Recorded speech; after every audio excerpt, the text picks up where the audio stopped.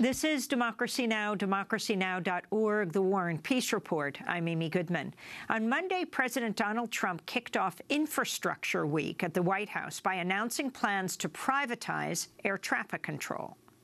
I'm proposing new principles to Congress for air traffic control reform, making flights quicker, safer, and more reliable. Crucially, these reforms are supported by air traffic controllers themselves. Today, we are taking the first important step to clearing the runway for more jobs, lower prices, and much, much, much better transportation. America is the nation that pioneered air travel, and with these reforms, we can once again lead the way far into the future. Our nation will move faster, fly higher, and soar proudly toward the next great chapter of American aviation. This comes as the Congressional Budget Office analysis says privatizing air traffic control would increase the cost of air travel. Longtime consumer advocate Ralph Nader reacted to Trump's announcement in a statement to Democracy Now!, saying Trump's scheme to corporatize the U.S. air traffic control system would put the commercial airlines in a dominant position over other users of the runways and make the collusive profit motives of an already highly concentrated airline industry a determinant over safety and fairness, unquote. During the presidential campaign and since taking office, Donald Trump has promised to rebuild America's infrastructure. This is Trump speaking in February. I will be asking Congress to approve legislation that produces a $1 trillion investment in infrastructure of the United States, financed through both public and private capital, creating millions of new jobs. This effort will be guided by two core principles: Buy American and Hire American. On Monday, the White House indicated the Trump administration plans to advance its infrastructure package via special budget rules that would permit it to pass with a simple majority vote in the Senate. On Tuesday, White House Press Secretary Sean Spicer said Trump will hold an infrastructure meeting with mayors and governors around the country Thursday, while former FBI Director James Comey's testifying before the Senate Intelligence Committee on Russian interference in the 2016 election. During Tuesday's press conference, a reporter asked Spicer about Democrats' objections to Trump's infrastructure proposals. Infrastructure, Chuck Schumer just a little while ago called the infrastructure plan an investment bank infrastructure plan, a Goldman Sachs plan.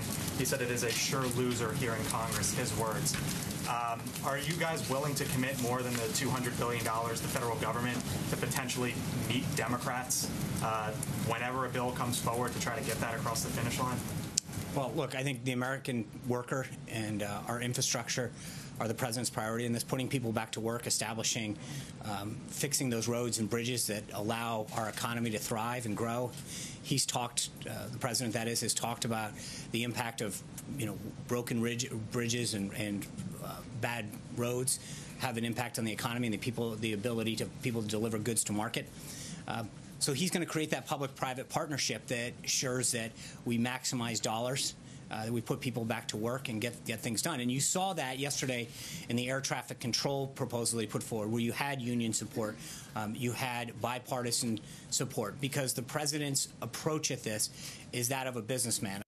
While White House Press Secretary Sean Spicer said Trump has the business skills required to revitalize the aviation industry, Trump's own airline venture failed less than 3 years after it began.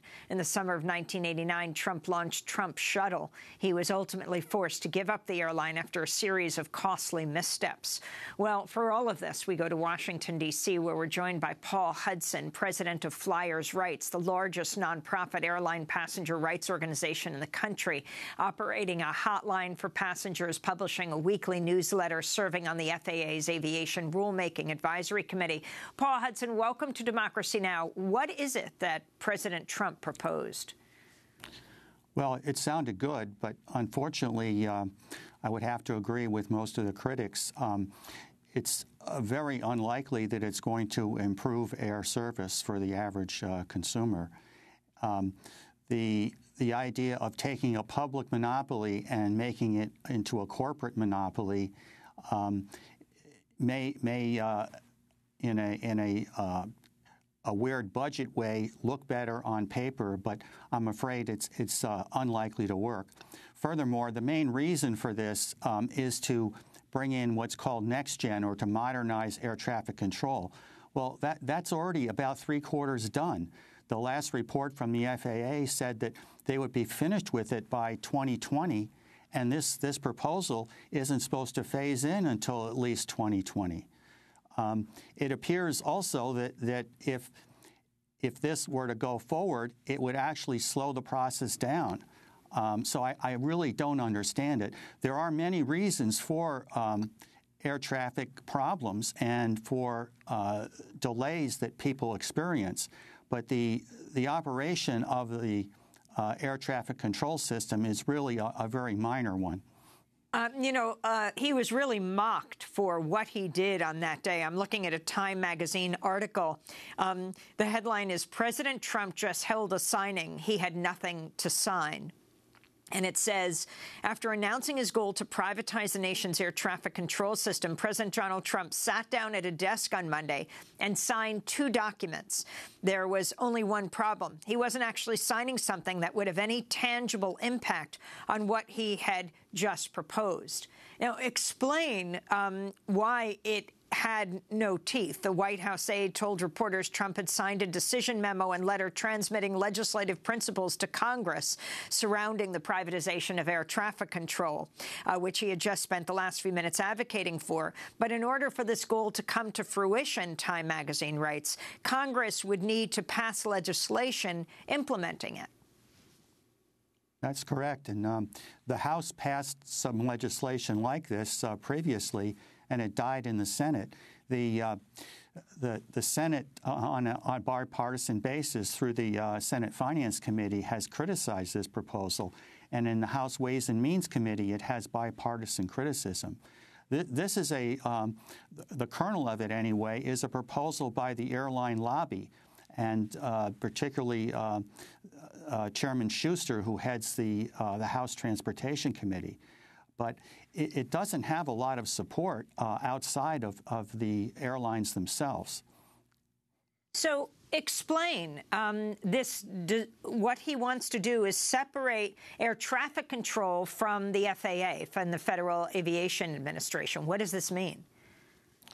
Well, it means that it would be a corporation, allegedly nonprofit, set up.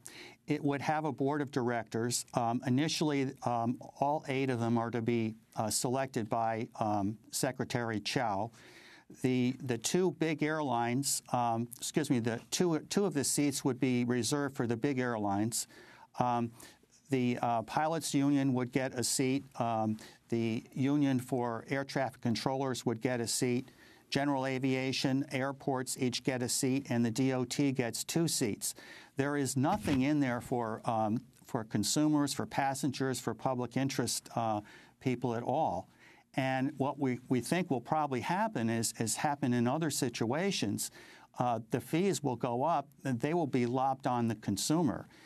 Right now, it was revealed a few weeks ago at a hearing that much of the modernization is in place on the ground. But the reason it's not being implemented is because the airlines haven't invested in the equipment for their planes. And apparently they're looking to pass that over to the consumer. So what about safety? You're talking about prices would go up. And then what about safety of the airlines?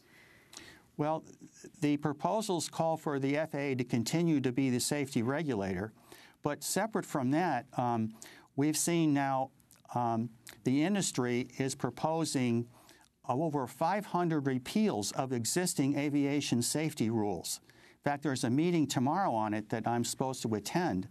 And if all these were to go through, or even most of them, it could gut the whole safety regime that has made U.S. aviation the safest in the world. I mean, Paul Hudson, are they saying that he wants the very airlines that dragged a doctor down the aisle, broke his teeth and his nose, bloodying him as they dragged him down United Airlines aisle? They want these companies to run the air traffic control? Well, in fairness, the president's proposal waters down the airline control somewhat, whereas the Schuster proposal gave them an absolute majority. But really, if you're going to give billions of dollars of air traffic control infrastructure to a private company, be it profit or nonprofit, it has to have a majority of the members need to be the people that paid for it and the people that use the system, not the people with their fingers in the pie. Have other countries tried this, like Canada, Switzerland, and what's been the result? Yes, they have, and the results have been mixed. The British, their proposal involved the government owning about half of it and private investors half of it. It nearly went bankrupt after 9/11. And the Canadian system also needed a bailout at one point. The only thing that we can say that might be somewhat helpful here is you can have perhaps better planning for capital investments. But the Senate Finance Committee, the House Ways and Means Committee, and the Appropriations Committee, they could fix that problem in a month if they would settle down and actually do it. Can you talk about GPS versus radar? Yes. Well, radar, of course, keeps track of airplanes in the sky and then guides them to landings and to takeoffs and prevents, along with some other equipment, mid-air collisions. GPS is the heart of the new system, and it has some advantages, but it also has some weaknesses. For instance, satellites can be interrupted.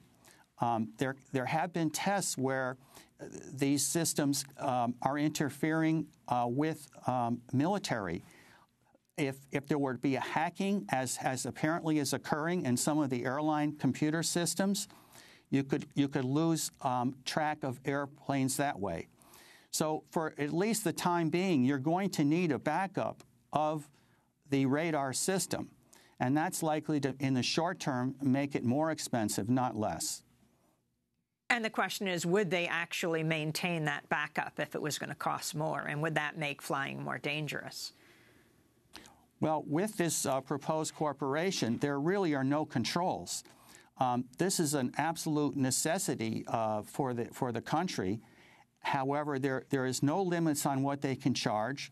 There will be no limits on what the executive compensation could be. There's nothing in there about workers, at least new workers, being protected, about the training and the qualifications. We've seen where in other areas, when the airlines and the industry gets control, they tend to go to the lowest bidder and they bid down the wages and the qualifications of the people. I wanted to ask you about Trump's own airline and what happened to it. Last year, Democracy Now! Visited a pop-up Trump museum housed on the 6th floor of an old printing cooperative right outside the Republican National Convention in Cleveland. The museum chronicled Donald Trump's various business failures throughout the years, including his short-lived airline venture, the Trump Shuttle. One of the mementos in the museum was a plastic card from Trump's now-defunct airlines. Museum curator Jessica Mackler explained what happened to the Trump Shuttle. The Trump Shuttle was an airline that Trump bought and ran for a while until he was forced into bankruptcy, and he kind of lost it in that period. An interesting anecdote about that is that he tried to use marble in the bathrooms of Trump Shuttle until he found out that it would be too heavy for the plane to fly. Paul Hudson, can you fill us in some more? Well, Mr. Trump bought this from a bankrupt airline. I believe it was Pan Am that had a shuttle running between Boston, New York, and D.C. for years. He tried to luxuriate it. It didn't work out. But also another reason was there was a recession at the time, and other airlines were putting a lot of pressure on this Trump Shuttle.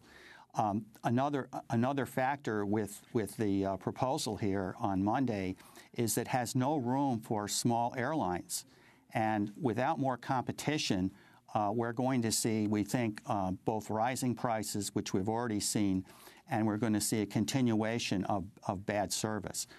Our view is that we need both reasonable regulation and more competition. And we proposed a repeal of many of the anti-competition rules and statutes that have held that whole thing down. You know, one of President Reagan's first major acts in office was to break PATCO, the Air Traffic Controllers Union.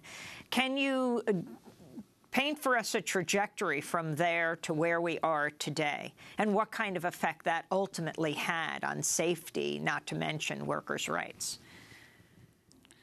Well, the PATCO union went on strike, and that was illegal at the time. It still is. And President Reagan, instead of negotiating to end the strike or have some other measures done, he fired all the air traffic controllers. And there was a long period of dislocation and recovery from that. The controllers have never really forgiven that, and they apparently feel, we think wrongly, that they'll do better under a new corporation. Supposedly, they will keep some of their government benefits. Supposedly, they will not be able to strike, but it's very unclear what will actually happen. Well, Paul Hudson, I want to thank you for being with us and for explaining all of this. President of Flyers Rights, the largest nonprofit airline passenger rights organization in the country, operating a hotline for passengers at 877-FLYERS-6, publishing a weekly newsletter and serving on the FAA's Aviation Rulemaking Advisory Committee. This is Democracy Now!, democracynow.org, The War and Peace Report. I'm Amy Goodman. Thanks for joining us.